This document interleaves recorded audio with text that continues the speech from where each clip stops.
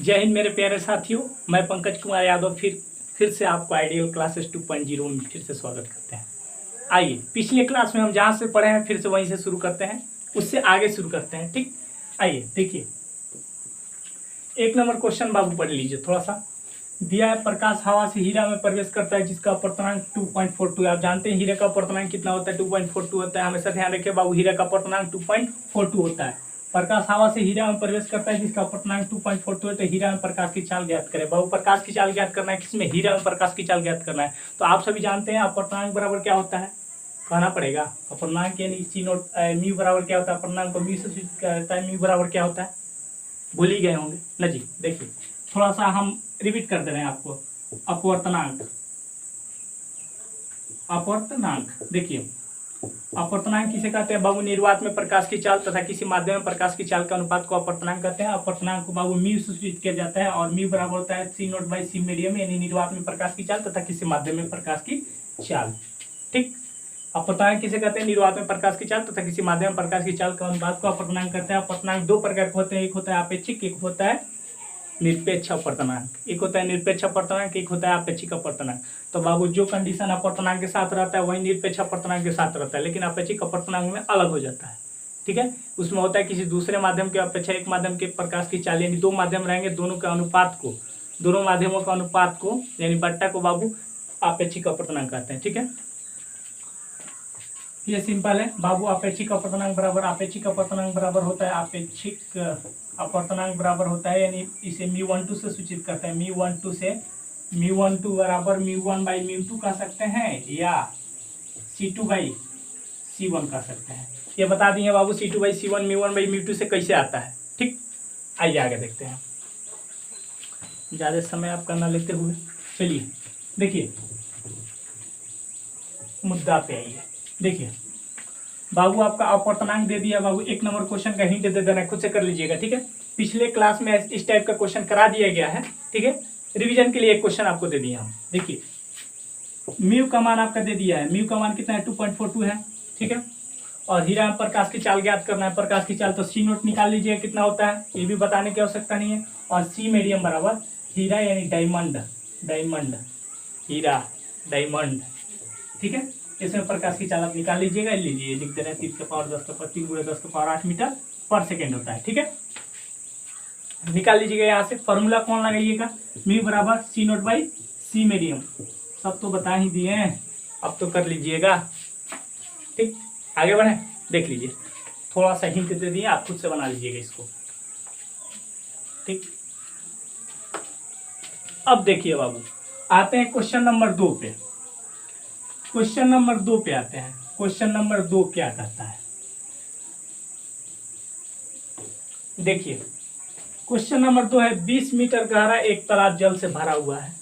कोई तालाब है भाई मेरे, मान के चलिए तालाब है, 20 मीटर, इसकी ओरिजिनल गहराई कितनी है, 20 मीटर ये गहरा है। ठीक है, जल से भरा हुआ है, यानी ये पानी है, जल से भरा हुआ है। ठीक है, तो क्या पूछ रहे हैं, जल से भरा हुआ है, जल का अपवर्तनांक 4/3 है, यानी जल का अपवर्तनांक यानी म्यू का मान 4/3 हमको दे दिया है। ठीक है, तो पूछे इसकी आभासी गहराई, आभासी गहराई ज्ञात करें।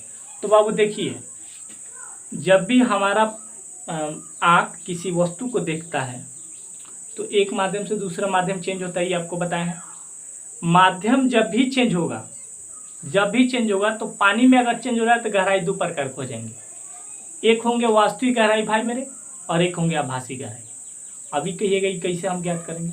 तो बाबू आप खुद से देखिएगा, किसी भी चीज़ जो पानी से भरा हुआ है, कोई भी चीज़ हो, बाल्टी हो, ग्लास हो, कोई भी चीज़ रख दीजिएगा जो पानी से भरा हुआ हो, और उसमें कोई सिक्का डाल दीजिएगा, सिक्का डाल दीजिएगा। देखिए आपको ऊपर से देखने से लगेगा कि सिक्का काफ़ी नज़दीक है, वो उसकी आभासी गहराई दर्शा रहा है, यानी वो काफ़ी नज़दीक नहीं है, रियल गहराई कुछ और है। आप अपना हाथ डाल दीजिएगा उसमें पानी में और देखिएगा लेगा आपका हाथ ऊपर उठा हुआ है, यानी अपनी वास्तविक गहराई से ऊपर उठा हुआ है, यानी आभासी गहराई कुछ और है, वास्तविक गहराई कुछ और है, अलग दिखाई देगा। ऐसा आप खुद से कर सकते हैं, देख लीजिएगा। तो बाबू रियल में रहता कहीं और है और दिखता कहीं और है, दिखता कुछ और है, दिखाता कोई और है, कुछ और है, यानी रहेगा यहाँ तो दिखेगा बाबू थोड़ा सा हल्का ऊपर उठा हुआ है यहाँ, अभी होता क्यों है बाबू, ऐसे होता क्यों है? तो बाबू हम आपको बताए हैं कि जब प्रकाश की किरणें एक पारदर्शी माध्यम से दूसरे पारदर्शी माध्यम में प्रवेश करती है तो अपने मूल पथ से विचलित हो जाती है। इसी घटना को प्रकाश का अपवर्तन कहते हैं और यही कारण है कि प्रकाश के अपवर्तन के कारण ये बाबू मछली अपने वास्तविक गहराई से ऊपर उठी हुई दिखाई देती है। पानी में डालिएगा पेन तो वो तिरछी दिखाई देगी, मुड़ी हुई दिखाई देगी। उसी प्रकार सिक्का यहाँ रखिएगा तो थोड़ा सा ऊपर उठा हुआ, अपने तली से ऊपर उठा हुआ दिखाई देगा। वास्तविक गहराई कुछ और है, दिखाई कुछ और देगा। तो बाबू दो प्रकार गहराई आ गया ना। अब देखिए उसका एक अलग फार्मूला होता है, अलग का वही फार्मूला है, थोड़ा सा लैंग्वेज वाइज है। देखिए अपवर्तनांक यानी म्यू बराबर अपवर्तनांक म्यू बराबर क्या होगा, वास्तविक गहराई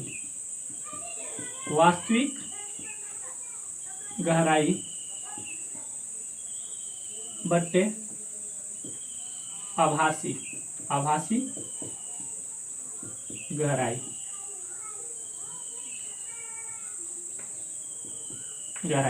देखिए अब थोड़ा सा हम ऐसे लिखेंगे अपवर्तनांक बराबर वास्तविक गहराई बट्टा आभासी गहराई, तो थोड़ा सा हिंदी लिखने में हमको मतलब काफी समय लगेगा। तो समय के बचत के लिए इसको कुछ किसी चीज से सूचित कर दीजिए। जैसे देखिए अपवर्तनांक को म्यू से सूचित करते हैं तो म्यू कर दिए, ठीक है। और वास्तविक गहराई तो गहराई डीप मतलब होता है गहरा, जानते हैं ना। तो गहराई को डी से सूचित करते हैं, कोई दिक्कत? देखिए तो गहराई को डी से सूचित कर दें, ठीक। और वास्तविक गहराई, वास्तविक में क्या होता है, रियल होता है, रियल। तो आर लिख दें, डी आर यानी रियल गहराई। डीप मतलब गहराई, आर मतलब रियल गहराई बट्टा आभासी गहराई। आभासी का क्या होता है, वर्चुअल होता है। तो वर्चुअल को भी से कर दे रहा है सूचित, और गहराई मतलब डी। तो डी यानी डीप गहराई, क्या आभासी गहराई, तो भी वर्चुअल गहराई। बाबू कुछ आदमी ज्यादा तेज तराज आदमी होते हैं जो इंटरमीडिएट लेवल को होते हैं, वो कहेंगे क्या कि देखिए ना 10th में डिफ्रेंसिएशन और इंटीग्रेशन चल रहा है, डी/डी भी। ऐसे बात नहीं है बाबू, थोड़ा सा समझदारी का परिचय दीजिएगा। मतलब जो टफ लेवल के जो इंटरमीडिएट पढ़ वगैरह हैं वो कंफ्यूज ना होंगे कि क्लास 10th में ये dr/dv आया कहाँ से। बाबू आपको बता दें रियलिटी इसकी यही है बाबू कि ये लिखने में थोड़ा सा समय लगता है कि अपवर्तनांक बराबर वास्तविक गहराई बट्टा आभासी गहराई। तो बाबू इससे एक सूचित, जैसे गहराई का होता है डीप मतलब होता है गहरा, तो इसको डी लिखती है। और वास्तविक मतलब होता है रियल मतलब वास्तविक होता है तो आर लिखती है। आभासी मतलब होता है वर्चुअल और डीप मतलब होता है गहरा यानी वर्चुअल गहराई। कंफ्यूज ना होइएगा, आप नहीं होइएगा, 10th लेवल का आदमी कंफ्यूज नहीं होगा, लेकिन जो थोड़ा सा इंटेलिजेंट आदमी है उनके लिए बता रहे हैं, ठीक है। ठीक, अब देखिए, अब ये जान गए, या आपको ऐसे नहीं समझ में आएगा तो कोई दिक्कत नहीं है, ऐसे ना लिखकर ऐसे ही आप लिखिएगा अपवर्तनांक बराबर वास्तविक गहराई बटा आभासी गहराई। ठीक, देखिए वास्तविक गहराई कितना दिया है, 20 मीटर गहरा, यानी ये वास्तविक गहराई है, यानी डी रियल गहराई 20 मीटर दे दिया है। डीप मतलब गहरा, रियल मतलब वास्तविक गहराई 20 मीटर दिया है, ठीक है। तालाब है, जल से भरा हुआ, इसका अपवर्तनांक कितना है, अपवर्तनांक को म्यू से सूचित करते हैं। अपवर्तनांक बराबर 4/3 दे दिया है, ठीक। तो आभासी गहराई ज्ञात करें, यानी डी वर्चुअल, ये ज्ञात करना है, ठीक। आप ऐसे लिख सकते हैं, हिंदी में इसको लिख लीजिएगा, जिनको दिक्कत होगा लिख लीजिए। आभासी वास्तविक गहराई लिख लीजिएगा, वास्तविक गहराई ब्रैकेट में डाल दीजिएगा, इसको लिख लीजिएगा आभासी गहराई, और इसका अपवर्तनांक लिख लीजिएगा हिंदी में, ठीक, इतना। अब देखिए, अब होता क्या है, म्यू बराबर क्या, dr/dv। तो म्यू का मान कितना है, 4/3 इक्वल टू क्या, रियल गहराई रियल गहराई कितना 20 मीटर, और वर्चुअल गहराई डी वर्चुअल कितना निकालना है, ठीक।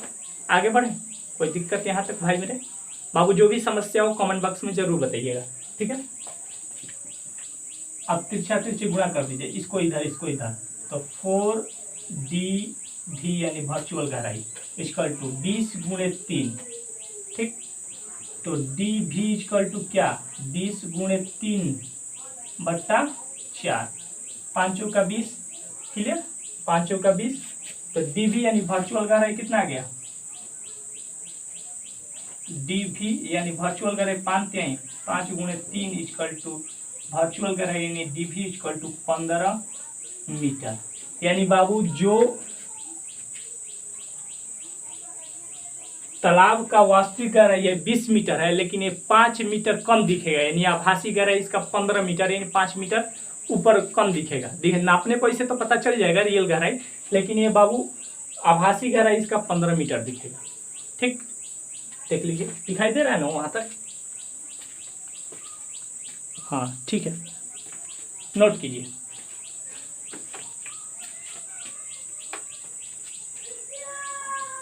इस टाइप का एक और क्वेश्चन करा दे रहे हैं, आप खुद से कर लीजिएगा, हम लिख दे रहे हैं बोर्ड पे, ठीक है।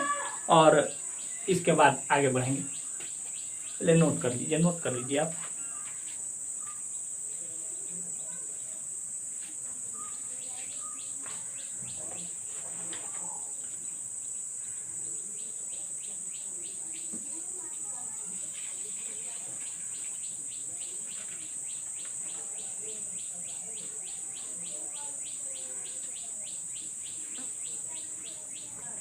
आइए देखिए, किसी मनुष्य को, क्या क्वेश्चन है भाई मेरे, किसी मनुष्य को कोई मछली पानी की सतह से 30 सेंटीमीटर की गहराई पर मालूम पड़ती है। यह बाबू मालूम पड़ती है यानी इसकी आभासी गहराई है, ठीक, मालूम पड़ती है। तो मछली की वास्तविक गहराई क्या है, ज्ञात करें। क्या पूछा है भाई मेरे, मछली की वास्तविक गहराई, ठीक, मछली की वास्तविक गहराई यानी बाबू आभासी गहराई ऑलरेडी दिया है, तो आभासी गहराई को किससे, डीप मतलब गहरा, बुझाता है ना, डीप मतलब गहरा, अभी मतलब वर्चुअल मतलब आभासी। ऐसे ना बुझाएगा, ऐसे ना बुझाए तो लिख दी आभासी का गहराई, गहराई, ठीक, कितना 30 सेंटीमीटर दिया हुआ है, ठीक।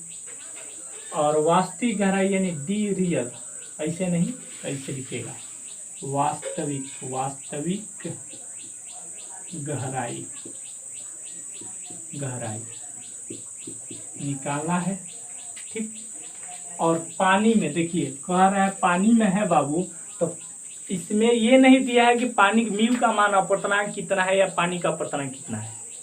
इसमें स्पष्ट कर रहा है पानी में है, तो आपको कॉमन सेंस से समझ जाना है कि जब पानी में है तो पानी का अपवर्तनांक चाहिए हमको।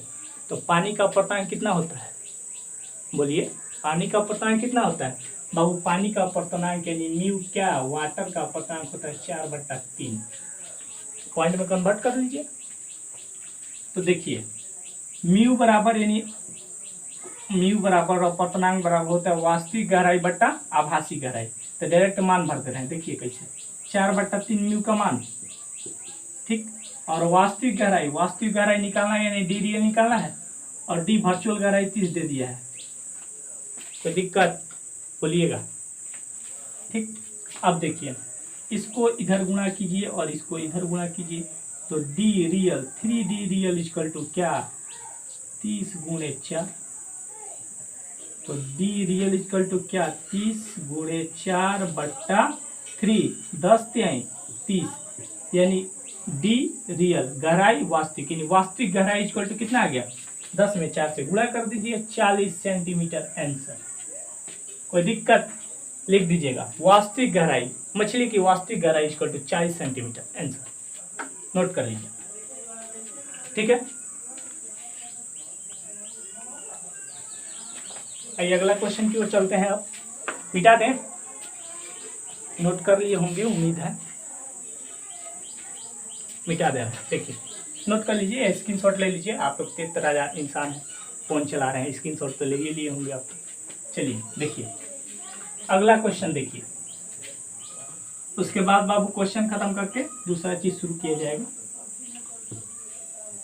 लास्ट क्वेश्चन है आपका, देखिए दिया है कांच का अपवर्तनांक 1.6 तथा हीरा का अपवर्तनांक, कांच का अपवर्तनांक, देखिए क्वेश्चन नंबर आप डाल लीजिएगा, कांच का अपवर्तनांक, कांच का अपवर्तनांक 1.6 तथा हीरा का अपवर्तनांक, हीरा का अपवर्तनांक, हीरा का अपवर्तनांक कितना है हीरा का अपवर्तनांक 2.42 है, 2.42 है। तो आपेक्षिक अपवर्तनांक ज्ञात करें। तो कांच की अपेक्षा हीरा का अपवर्तनांक है, तो कांच की अपेक्षा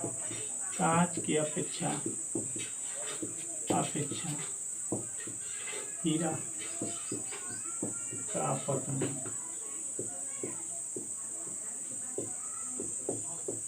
अपवर्तनांक ज्ञात करें बाबू, यानी अपेक्षिक अपवर्तनांक ज्ञात करना है। ठीक है, किसके अपेक्षा? कांच के अपेक्षा। देखिए कांच का अपवर्तनांक 1.6 है तथा हीरा का अपवर्तनांक 2.4 दिया है, 2.42 होता है, चलिए उससे कोई दिक्कत नहीं है, 2.4 ही दिया है।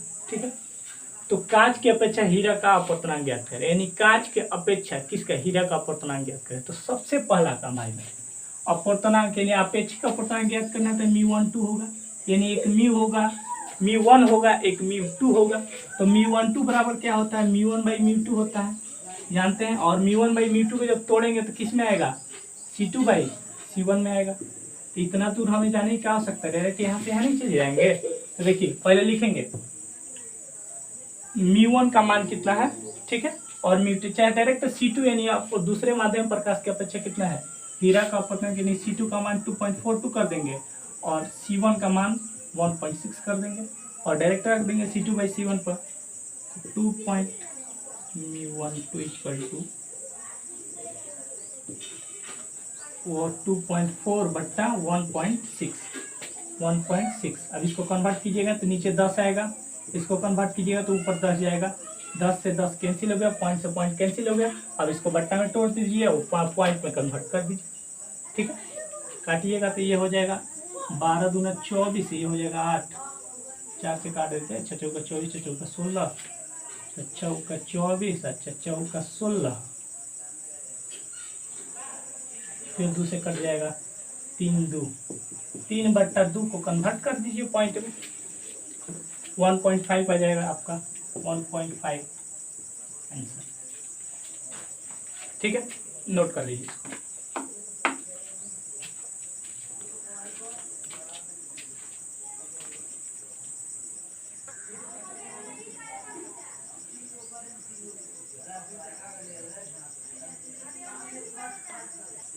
चलिए आइए देखिए आगे पढ़ते हैं।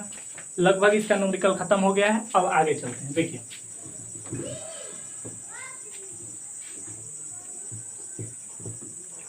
अगला टॉपिक बाबू आपका है लेंस। ठीक है, क्या है बाबू? लेंस। अगला टॉपिक क्या है? लेंस। ठीक, अब पढ़ेंगे हम लेंस। लेंस किसे कहते हैं? ठीक है, तो ऐसे आप बोल सकते हैं 2 या 1 वक्र सतह, कैसे बोलिएगा? 2 या 1 वक्र सतह से घिरे हुए पारदर्शी माध्यम को लेंस कहते हैं। ठीक है, 2 या 1 वक्र सतह से घिरे हुए पारदर्शी माध्यम को क्या कहेंगे बाबू? लेंस कहेंगे। क्या कहिएगा?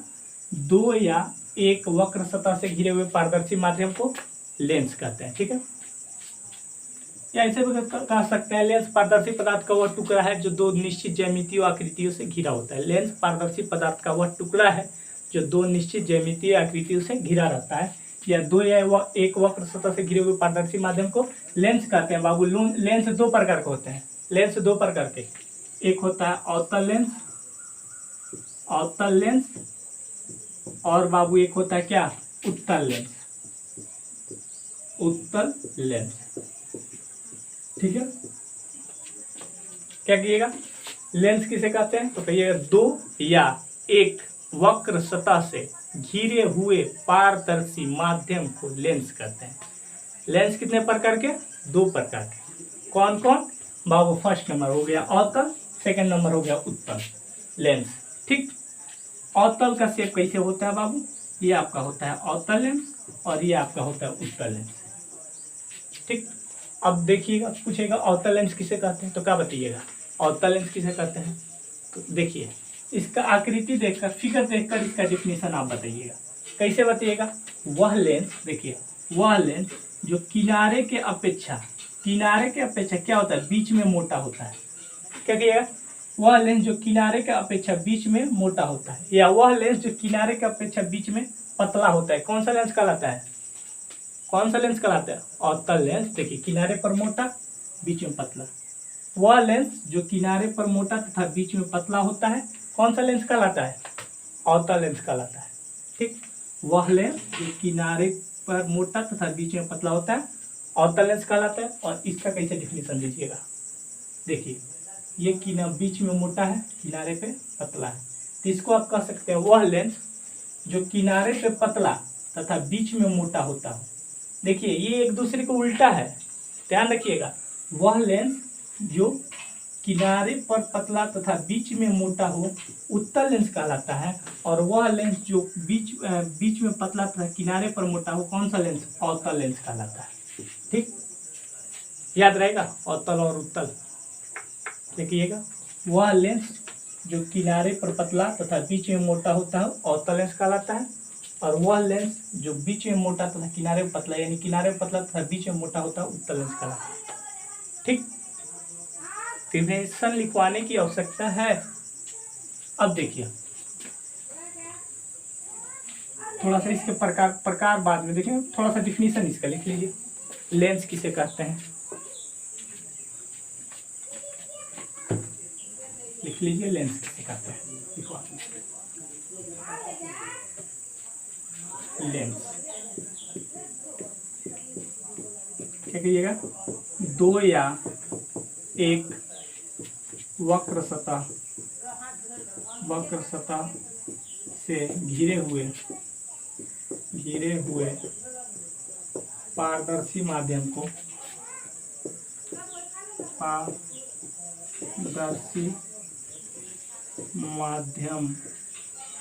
को लेंस कहते हैं।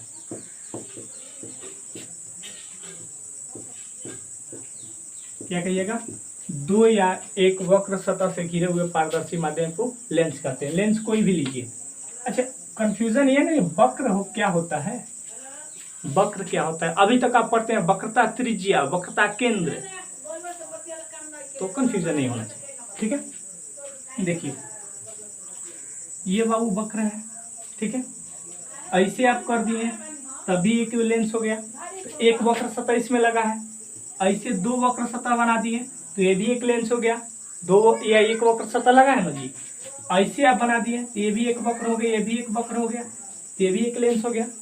दो या एक वक्र सतह लग रहा है ना जी, और दोनों पारदर्शी माध्यम होंगे, तो ये दो या एक वक्र सतह से घिरे हुए पारदर्शी माध्यम को क्या कहते हैं? लेंस कहते हैं बाबू। ये आपका लेंस हो गया। ठीक है, और लेंस के प्रकार में दो प्रकार के होते हैं, एक अवतल लेंस होते हैं और एक उत्तल लेंस होते हैं। ठीक, तो देखिए ये लेंस नोट कर लीजिए, दो या एक वक्र सतह से घिरे हुए पारदर्शी माध्यम को लेंस कहते हैं। ठीक,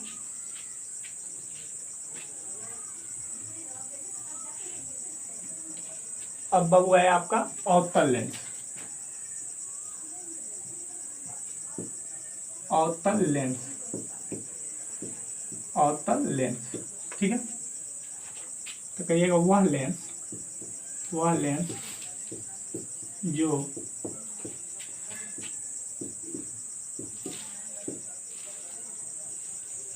जो बीच में पतला तथा किनारे पर मोटा होता हो।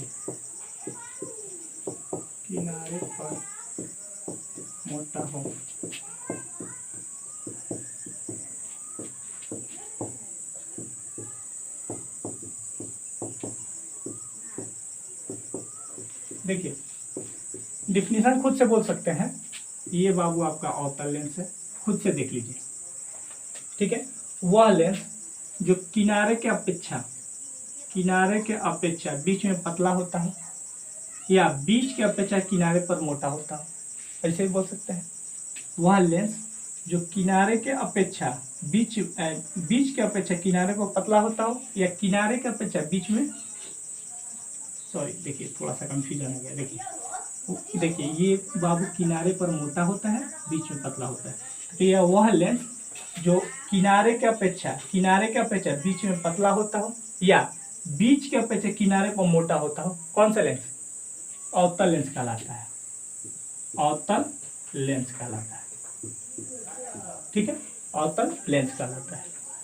ठीक, वह लेंस जो बीच में पतला तथा किनारे पर मोटा हो अवतल लेंस कहलाता है।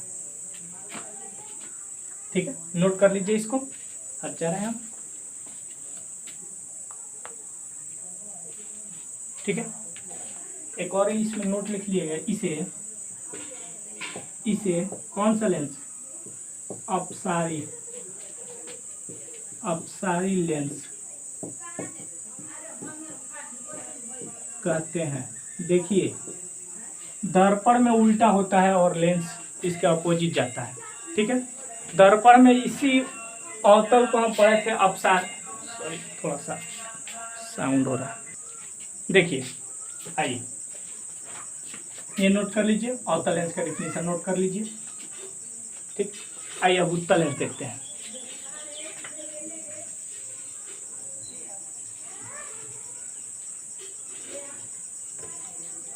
उत्तल लेंस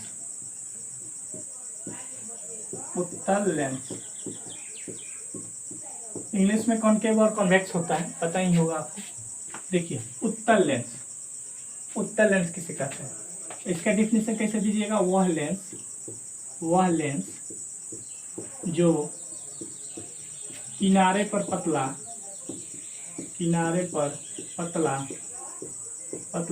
तथा बीच में मोटा होता हो।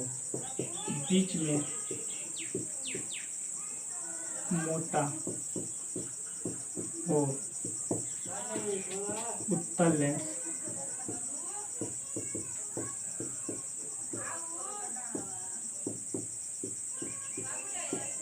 देखिए, वह लेंस जो किनारे पर पतला तथा बीच में मोटा हो कौन सा लेंस कहलाता है? उत्तल लेंस कहलाता है।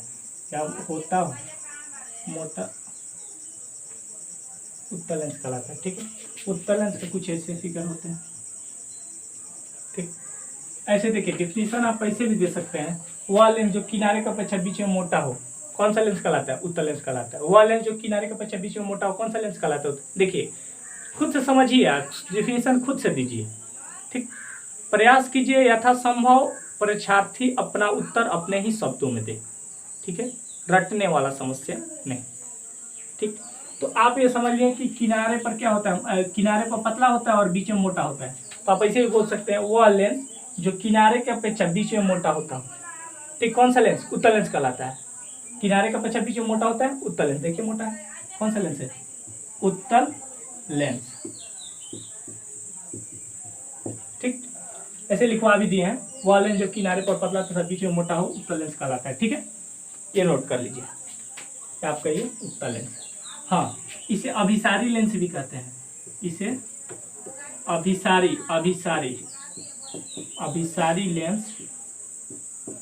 लेंस भी कहते हैं। कौन सा लेंस कहते हैं? इसे अभिसारी लेंस भी कहते हैं। ठीक, क्लियर? नोट कर लीजिए इसको।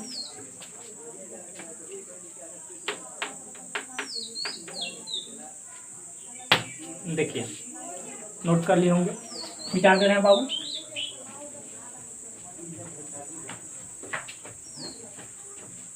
आइए थोड़ा सा यहाँ देखिए, डिवीजन कर दे रहे हैं। ओवरऑल लेंस है बाबू, लेंस चला रहे हैं, अभी लेंस पढ़ा रहे हैं।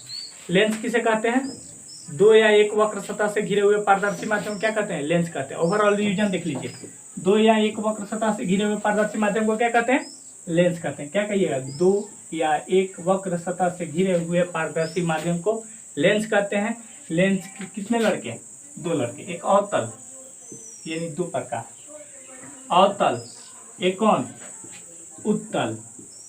ठीक है, और इसके बाबू चार प्रकार है, तीन प्रकार होते हैं। इसको अगले वीडियो में देखेंगे, अगले क्लास में देखेंगे। तब तक ये देखिए, लेंस कितने प्रकार के? दो प्रकार के। ठीक, दो प्रकार के होते हैं, एक अवतल और एक उत्तल। अवतल लेंस किसे कहते हैं? आप दिखाई देता होगा। ठीक है, अवतल लेंस किसे कहते हैं?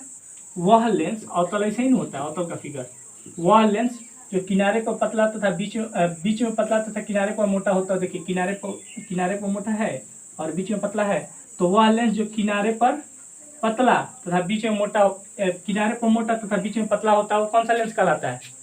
अवतल लेंस कहलाता है। ठीक, और बाबू ये उत्तल लेंस। ये बाबू उत्तल लेंस।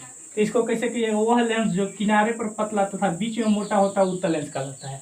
ठीक, इसको क्या कहिएगा, वह लेंस जो बीच में पतला तथा किनारे पर मोटा होता है अवतल लेंस कहलाता है। इसे बाबू कौन सा लेंस कहते हैं, इसे अपसारी लेंस कहते हैं, अपसारी लेंस कहते हैं, अपसारी, और इसे अभिसारी लेंस कहते हैं, अभिसारी लेंस। देखिए दर्पण पढ़िएगा तो उल्टा होता है, दर्पण में ये अभिसारी होता है, ये अपसारी होता है, तो कंफ्यूज मत होइएगा बाबू, ये लेंस चल रहा है। ठीक है, तो इतना तक आपको क्लियर हो गया ही होगा। और बाबू इसके अगले क्लास में यानी बाबू अवतल के प्रकार पढ़ेंगे। इससे अगला जो क्लास चलेगा आपका उसमें अवतल का प्रकार पढ़ेंगे और उत्तल का प्रकार पढ़ेंगे। दोनों के 3-3 प्रकार होते हैं, प्रकार को देखेंगे, उसके बाद इसे प्रतिबिंब निर्माण देखेंगे, ये सभी अगले क्लास में। ठीक है, आज के लिए हम इतना ही रहने देते हैं। ठीक है, इसको कंप्लीट कर लीजिएगा। ठीक, और फिर मिलते हैं हम अगले क्लास में। ठीक।